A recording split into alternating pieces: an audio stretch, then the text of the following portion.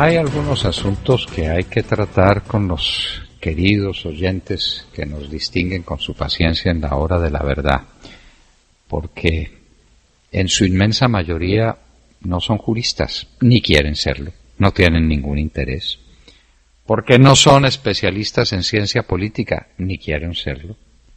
Los unos son ingenieros, arquitectos, los otros amas de casa, conductores de bus o de taxi, empleados en las 1000 distintas faenas en que puede emplearse una persona en Colombia, pero no son juristas.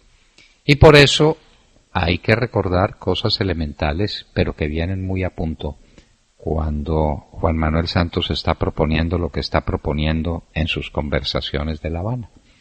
Juan Manuel Santos propone la impunidad para los delitos, propone que no se impongan penas.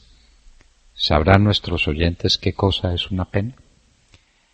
Para que lo sepan, hay que empezar por decirles que la pena existe como una consecuencia que la ley le atribuye a la comisión de una conducta que la misma ley considera inaceptable. ¿A la ley le parece inaceptable que una persona mate a otra? Claro.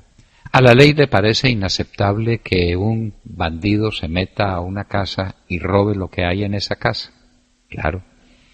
¿A la ley le parece inaceptable que un hombre force a una mujer y la viole? Claro. ¿A un hombre le parece aceptable que alguien con algunas facilidades de palabra y de expresión y de modos engañe a otros y a través del engaño se le robe lo que tiene? Eso se llama estafa, y a la ley le parece inaceptable la estafa. ¿Qué son entonces los delitos? Los delitos no son otra cosa que la relación, el catálogo de las conductas que la ley considera absolutamente inaceptables. Entre esas conductas inaceptables las hay de distinta gravedad. Hay unas conductas mucho más inaceptables que otras, siendo todas inaceptables, pero hay unas frente a las cuales la reacción es mayor que las demás. ¿Cómo y por qué reacciona la ley ante esas conductas? Porque si se las comete, se hace imposible la vida civil, la vida social, y el objetivo de un Estado organizado y de la ley que lo representa es hacer posible, hacer grata, hacer positiva la convivencia. Nadie puede vivir en un país donde unos se matan a los otros. Nadie, la vida se vuelve imposible y uno tiene que salir a la calle no a hacer negocios, no a trabajar, no a producir, no a hacer lo necesario para sostener una familia, sino que tiene que salir a la calle armado a ver quién lo quiere matar para anticiparse y matarlo primero. Eso no es posible, eso no es posible. En medio de los delitos no es posible la vida, y por eso la ley reacciona contra ella, contra esas conductas. Esos delitos, ¿qué consecuencia deben tener? Una consecuencia negativa. El que incurre en esos delitos, de acuerdo a la gravedad del delito, merece una privación de un derecho. Eso es lo que se llama la pena. La pena es la privación del derecho que la ley impone por la comisión de un delito, es decir, una de aquellas conductas que son totalmente inaceptables y que hacen imposible la vida civil. ¿Qué efectos tiene la pena? ¿Por qué se impone la pena? La pena se impone por muchas razones. Primero, porque obedece a una conducta inaceptable. Es una retribución forzada que se le obliga a pagar al infractor por desarrollar una conducta que se considera que hace imposible la vida civil. Y entonces esa limitación del derecho tiene que ser proporcionada a la agresión y tiene que estar perfectamente establecida para que unos jueces, que son los jueces penales, las apliquen. La pena es un castigo. El castigo consiste en una privación de un derecho. ¿En qué consisten esas privaciones de los derechos? Códigos penales ha habido muchos a lo largo de la historia, desde los códigos más antiguos, desde el código de Hammurabi, estaba dicho cómo había que castigar al infractor de las leyes, al que cometía los delitos, cómo eran las penas. Penas que hoy nos parecen absolutamente salvajes. El ojo por ojo y el diente por diente. El que había herido a alguien merecía recibir una herida igual a la que él había infligido. Eso nos parece salvaje. Si alguien le sacó un ojo al otro, hay que sacarle el ojo al que sacó el ojo. Y si alguien había matado con un puñal, era condenado a matar con un puñal. Entonces, parece excesivo. Y la historia del derecho de castigar puede ser la historia del mundo. Cómo van apareciendo castigos distintos, penas distintas, que se imponen de distinta manera. Pero fueron muchos los siglos, muchísimos, en que el dueño del poder imponía los castigos como le parecía, y se extremaba en la comisión de esos castigos, y los imponía sin miramientos, y los imponía sin el respeto a unas formas establecidas para castigar. Una de los distintivos clásicos de la modernidad considerada como una organización civilizada de la convivencia, es precisamente la racionalización del delito, que tiene que estar expresamente definido en una ley para que lo sea, y de las penas, que tienen que estar expresamente definidas también en la misma ley penal para que se la pueda imponer.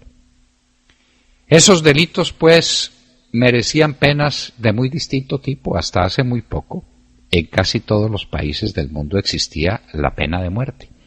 La pena de muerte que se imponía para las infracciones más atroces o más graves o más inaceptables a la ley. Y entonces a la gente se la guillotinaba como en Francia, o se la fusilaba como en tantos sitios. Ante los pelotones de fusilamiento terminaba la vida del transgresor, o simplemente se le pegaba un tiro, como lo que se hacía en Rusia en la cárcel de la Lubyanka, o se lo ahorcaba. La pena de la horca era muy notable, y a veces se lo quemaba vivo, como en las épocas de un código penal que hoy nos parece tan salvaje, que era el código de la Inquisición. Pero la humanidad se fue poniendo de acuerdo con el correr de los tiempos y resolvió que la pena de muerte en general no es aceptable. Muy pocos son los países que uno llamaría civilizados que mantienen la pena de muerte. Uno a uno la han ido aboliendo. Entonces, ¿qué penas quedaron? Una, fundamental y esencial: el transgresor de la ley, el que comete uno de los delitos establecidos en ese código de conducta que es el Código Penal, pierde la libertad. La libertad, que más que un derecho es la atmósfera, es el clima donde todos los derechos se pueden ejercer. Si yo no tengo libertad, pues ¿qué libertad, qué derecho de expresión de conciencia tengo? Ninguno. Si yo no tengo libertad, ¿qué derecho de movilidad tengo? Ninguno. Si yo no tengo libertad, ¿qué derecho al trabajo tengo? Ninguno. La libertad es la condición del ejercicio de todos los derechos. Y al delincuente se le impone esa pena, la pena privativa de la libertad. Y penas privativas de la libertad que son de muy distinto tamaño según el delito que se comete. Y esa pena, pues, es una retribución, es el castigo que se impone al delincuente, porque ha roto la ley y porque debe reparar el daño que ha causado. El delito tiene una pena y la pena es reparadora del delito y reparadora del daño que se ha cometido contra la sociedad.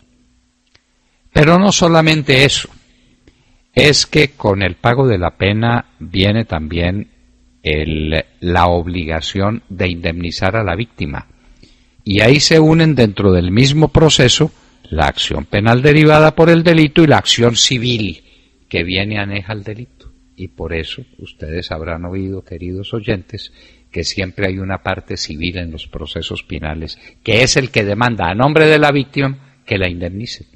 El Estado castiga al delincuente, pero al mismo tiempo la víctima del delito se hace representar por un abogado para que le paguen los perjuicios a la víctima. Y entonces la víctima pues tiene unas posibilidades de reparación y la pena lleva implícita no solamente la retribución, el castigo, la manera de reparar a la sociedad, sino la manera de reparar a la víctima. Pero hay un elemento fundamental en la mecánica de la pena, que es su valor ejemplarizante. El Estado es severo, el Estado es duro. La pena privativa de la libertad es una pena muy fuerte. ¿Que por qué se impone? Para que otros no tengan la mala idea de seguir el camino de los que violaron la ley. Ese es un principio que está vigente en todas las formas de imposición salvaje de la pena. Por eso a los ladrones les cortaban las manos. Por eso a los calumniadores les sacaban la lengua. Por eso a los deudores que no pagaban los metían a la cárcel, a ellos y a todas sus familias. Era para tener un valor ejemplarizante. A nadie se le ocurra violentar la ley, porque la ley se defiende dando ejemplo de la severidad con que será tratado el que cometa uno de esos catálogos de conductas inapropiadas, inaceptables, en que los delitos consisten. Lo que está pasando en La Habana con la impunidad es simplemente destruyendo todos esos principios. No habrá reparación del orden jurídico. Los delitos más graves serán sancionados con ninguna pena. La persona tendrá un sitio de reclusión que será, por ejemplo, el departamento del Caquetá, o el departamento del Chocó, o la República de Colombia, y podrá venir al Congreso. ¿Qué se está reparando? No se está reparando nada. ¿Cuál es la retribución a la sociedad por las barbaridades que han cometido las FARC? Ninguna. ¿Y cuál es el valor ejemplarizante de la ley? Es, al contrario, un valor corruptor. Lo que le está diciendo Juanpa a los colombianos de malas inclinaciones es muy sencillo. Delinca, cometa estas atrocidades, mate, robe, asalte, viole, enriquézcase sin compasión a costa de los demás. Y yo lo premio, y yo lo traigo al Congreso, y yo le doy parte del territorio nacional, y yo le ofrezco todas las garantías de seguridad que usted quiera, y yo le permito que mantenga sus armas. Es el valor ejemplarizante al revés. La Habana es esencialmente corruptora, es una forma de corrupción de los ciudadanos colombianos para que incurran en la comisión de delitos que no serán castigados, sino que al contrario serán premiados. Por eso hemos sido tan enemigos de la impunidad, no solamente porque no tendremos el efecto reparador de las penas contra quienes han cometido los delitos, sino porque tendremos un modelo ejemplarizante al revés. Los acuerdos de La Habana son una instigación para delinquir. Las BACRIM están tomando notas. Los que se están enriqueciendo con el narcotráfico toman nota. Los extorsionistas están tomando nota. Lo que nos falta para que nos perdonen es ser todavía más crueles, más perfeccionados en la comisión de los delitos, más audaces, que mientras peor seamos, más alto precio nos van a pagar. Seamos pues delincuentes, porque el delito paga.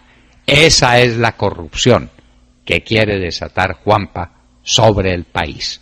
¿Cuántas FARC se van a crear?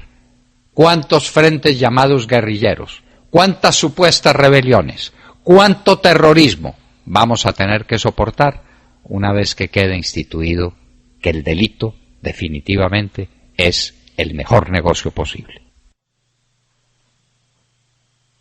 Acaban de escuchar el editorial del doctor Fernando Londoño en La Hora de la Verdad en Radio Red a las 7 de la mañana, 20 minutos.